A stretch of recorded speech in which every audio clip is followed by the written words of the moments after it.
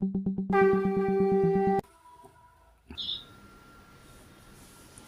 प्रेम में शिशि ठाकुर परम आराध्या जगत जननी शिशि वर्मा परम पूज्य पाद शिशि बरदा परम पूजनीय वर्तमान आचार्य शिशि दादा के श्री चरणों में मेरा कोटि कोटि प्रणाम।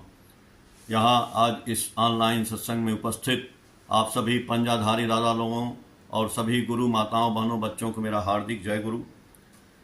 बड़े ही सौभाग्य की बात है, आप लोगों से मुलाकात हो रही है, ऑनलाइन ही सही लेकिन मुलाकात तो हो रही है। वैसे ही हम लोग आज ठाकुर जी को ऑनलाइन ही, ठाकुर जी तो सशरीर नहीं है तो समझिए ऑनलाइन ही उनसे भी मुलाकात हम लोग कर रहे हैं। और सुरेंद्र जी ने हमको दाने कई बार हमको बोला और समय बैठ नहीं रहा था। जब बोलते हैं ना कि जब समय होता है तभी मुलाकात होगी, और समय जब बलवान होगा तो ज़रूर जो है मुलाकात हो जाएगी। तो आज मुलाकात हुई, बहुत बहुत धन्यवाद आप लोगों को। अभी भजन भी मैंने सुना, आप लोग बहुत अच्छा भजन गाए और दादा ने बड़दा के बारे में भी बताया। और अभी हुआ कि होगा भाई धन्य जीवन साधो ठाकुर चरण उनको वर्ण कर लो, बिन गुरु के जीवन प्यासा। देखिए अभी जो चर्चा चल रही थी उसमें एक चर्चा ये भी हुआ कि मनुष्य का जन्म क्यों हुआ है, मनुष्य जन्म क्यों लिया है। आज हम लोग इसी के ऊपर चर्चा कर लेते हैं। तो आप लोगों ने ही बताया उसमें कि दादा ने बताया, ठाकुर जी ने भी बताया है कि मनुष्य का जन्म ईश्वर प्राप्ति के लिए हुआ है। इसलिए सबसे पहला कर्तव्य है कि मनुष्य को ईश्वर प्राप्त करना, लेकिन इसको हम लोग लास्ट में रख दिए हैं। कहीं भी आप पूछेंगे, जैसे हम लोग सत्संग करते हैं, कहीं जाते हैं तो मिलते हैं साधन भजन ये वो, तो लोग बोलते हैं दादा अभी क्या ज़रूरत है, ये तो बुढ़ापे का काम है।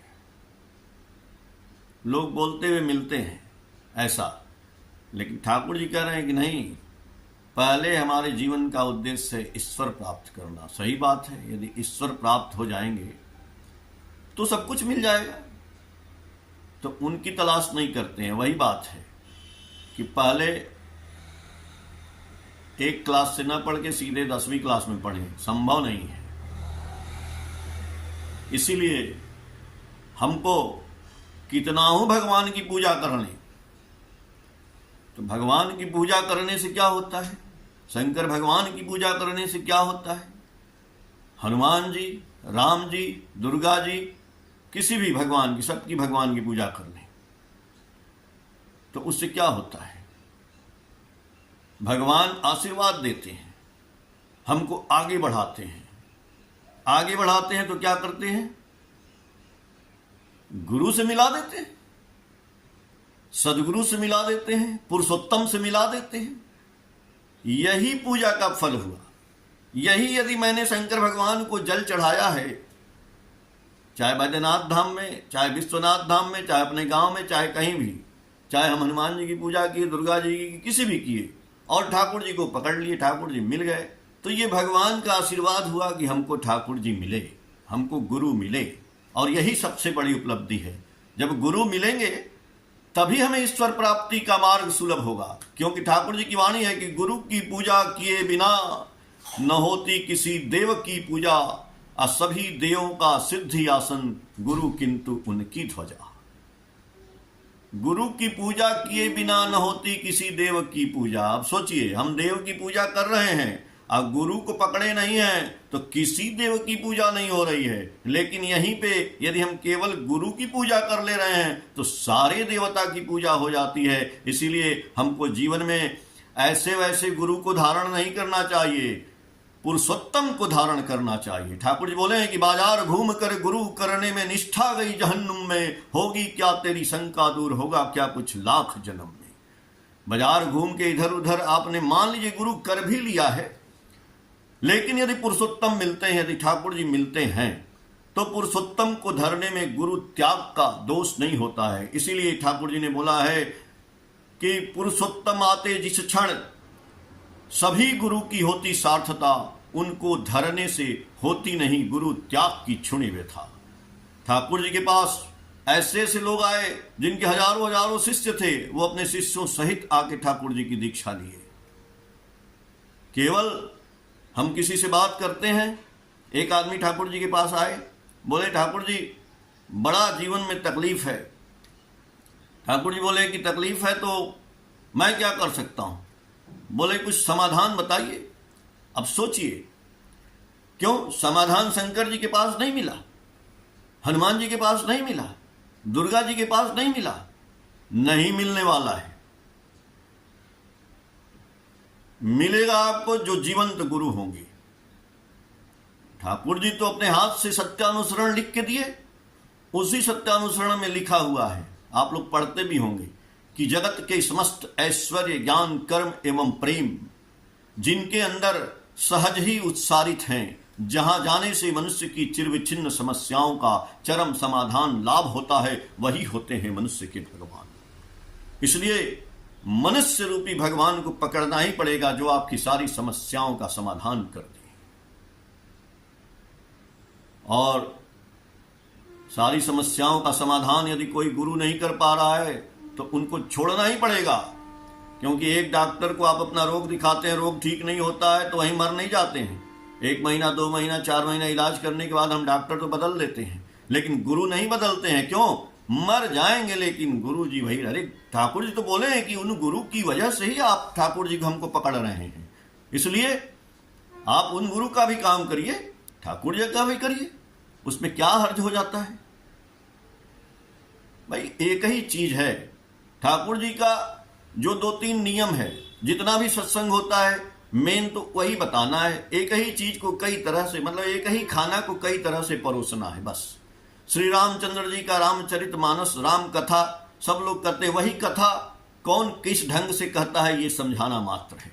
एक ही चना है, उसी चना का कई वैरायटी बना दिया जाता है। चने की दाल बना दी जाती है, उस दाल को लोग खा लेते हैं। दाल से जो है दाल का सत्तू, वो चने का सत्तू भी बन जाता है, चने का मिठाई भी बन जाता है, चने का तमाम आइटम बनता है, रोटी भी बन जाती है। तो बहुत से आइटम एक ही चना का बनता है। क्यों? टेस्ट अलग अलग करने के लिए। वैसे ही ठाकुर जी का तो नियम एक ही है, 3 नियम जो भी है, यजन याजन इष्टवृत्ति कर लेगा, इन्हीं सबों को हमको अपने समाज के सामने प्रस्तुत करना है, रखना है। ये सत्संग क्यों हो रहा है? सत्संग का मेन उद्देश्य क्या है? सत्संग का मेन उद्देश्य है, ठाकुर जी चाहते थे कि अपने आइडियल का प्रचार करिए, चाहे वो सत्संग के माध्यम से करिए, चाहे चलचित्र के माध्यम से करिए, सिनेमा के माध्यम से करिए, वीडियो के माध्यम से करिए, चाहे छाप करके बैनर के माध्यम से करिए, पोस्टर के, लेकिन अपने आइडियल का प्रचार करना। ठाकुर जी उस समय बोल के गए थे। तो आज तो सबसे बढ़िया माध्यम है जो हम लोग ये बात कर रहे हैं, मोबाइल, इसकी यही काम है। बोलते हैं ना कि ठाकुर का काम कर रहे हैं। ठाकुर का कौन सा काम कर रहे हैं बताइए? हमने दीक्षा ले लिया, यजन याजन इष्टवृत्ति कर रहे हैं, तो ठाकुर का कौन सा काम कर रहे हैं? ठाकुर का काम यही है, ठाकुर को जन जन में, दिल दिल में, हर जगह सबके दिमाग में प्रसारित कर देना। इसीलिए ठाकुर जी आलोचना खंड 2 में बोले हैं कि कदली सीप भुजंग मुख स्वाति एक गुण 3, जैसी संगति राखिए वैसी ही फल दीन। ये कबीरदास की वाणी को ठाकुर जी बोले कि कदली सीप भुजंग मुख स्वाति एक गुण 3, और जैसी संगति राखिए वैसी ही फल दीन। कदली माने होता है केला, कदली सीप, सीप जो होता है जिसमें मोती बनता है, अब भुजंग माने सांप। तो ये 3 चीज है, लेकिन तीनों का एक गुण है। क्या? कदली सीप भुजंग मुख स्वाति। स्वाति वो क्या? तो स्वाति नक्षत्र का पानी होता है, और वो पानी जब केले में गिरता है, ओरिजिनल की बात कर रहे हैं, आजकल तो डुप्लीकेट सब बन रहा है, जब केले में गिरता है तो वो कपूर बन जाता है। और सीप में जानते हैं ना, समुंदर में सीप में गिरता है तो मोती बन जाता है। और सांप, जो सांप के अंदर मुंह में गिरता है तो मणि बन जाता है। चीज एक ही था, लेकिन तीनों के अंदर जाकर के 3 चीज बन गया, कदली सीप भुजंग मुख।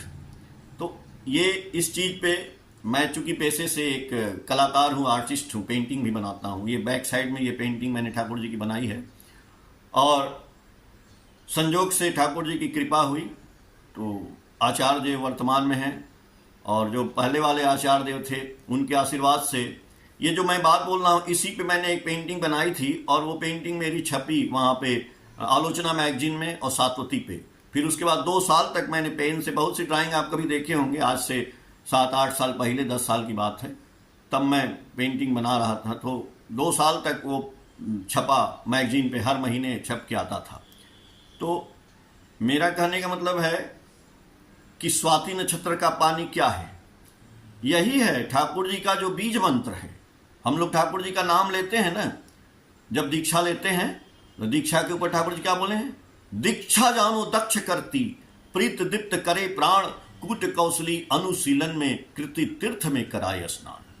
हमको तीर्थ में स्नान करना है या हमको शांति चाहिए, जो भी चाहिए, हमको दीक्षा तो लेनी ही पड़ेगी। तो दीक्षा जानो दक्ष करती, हमारे अंदर जो क्वालिटी है दक्ष, वो दक्षता में ला देगी।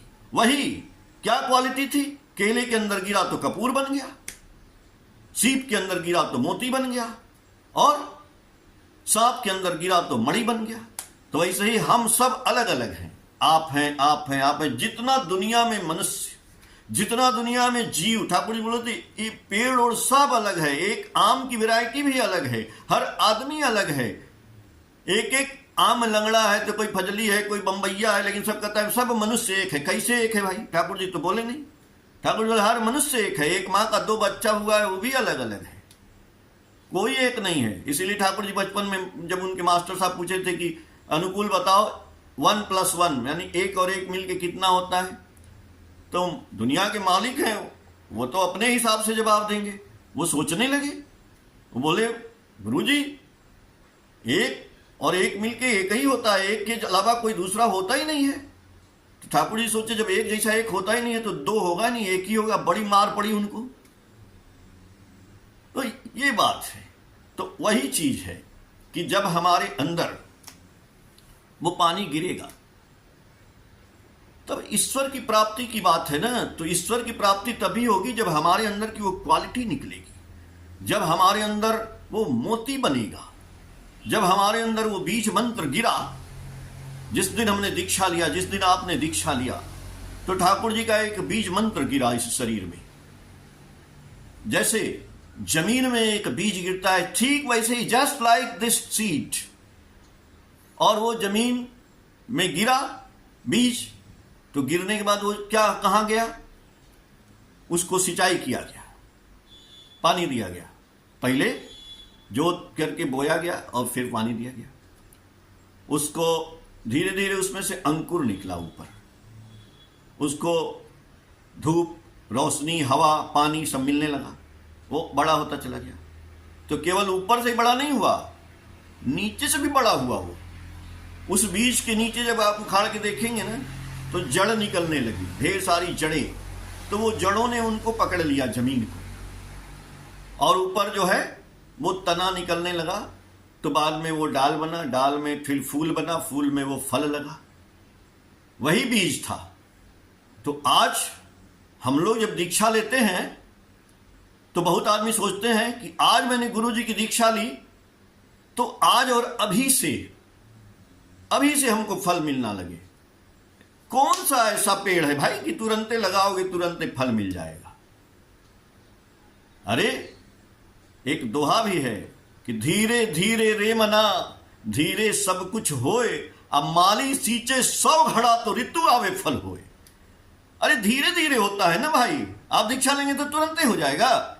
एक पेड़, एक बीज लगाते हैं तो माली सींचे 100 घड़ा, माली उसको रोज रोज सींच रहा है, 3-4 महीने बाद उसमें से फल निकलता है, फूल निकलता है। और हम आज दीक्षा लेंगे आज ही फल मिल जाएगा, ये संभव है? हाँ है। ये संभव केवल ठाकुर जी की दीक्षा में है। ये ऐसा वृक्ष है कि आज लोगे तो आज भी फल मिल सकता है, नहीं भी मिल सकता है, लेकिन मिल भी सकता है। तो वो क्या है? जब हमारे अंदर बीज गिरा है तो हमारे अंदर भी वो जड़ गई और ऊपर से तना निकला। आदमी कहता है ना, हमने गुरु जी की दीक्षा ले ली तो क्या मेरे जीवन में सुख शांति आ जाएगा, धन वैभव आ जाएगा, सब कुछ आ जाएगा। अरे भैया, सब कुछ आ जाएगा। बोले ना पहले ईश्वर प्राप्ति, तो ईश्वर प्राप्ति का मतलब पहले सतमंत्र को धारण किया, सदगुरु शरणापन्न होना पड़ेगा। तब सदगुरु शरणापन्न होने के बाद वो जो बीज गिरा, बीज मंत्र का जाप करना पड़ेगा, सदगुरु शरणापन्न होना पड़ेगा, सतनाम का जाप करना पड़ेगा, और ये जो सत्संग चल रहा है इसका आश्रय ग्रहण करना पड़ेगा। तब आपके अंदर से वो फल और बीज सब निकल जाएगा।